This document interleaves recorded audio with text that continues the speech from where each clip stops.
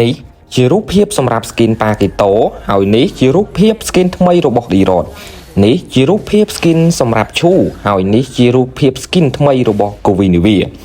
នេះជារូបភាព skin ថ្មីរបស់ Alpha ហើយនេះជារូបភាព skin ថ្មីរបស់ Mati នេះជារូបភាព skin ថ្មីសម្រាប់ Hanzo ហើយនេះជារូបភាព skin ថ្មីរបស់ Yujong នេះជារូបភាព skin ថ្មីសម្រាប់ Ling ហើយនេះជារូបភាព skin ថ្មីរបស់ Paza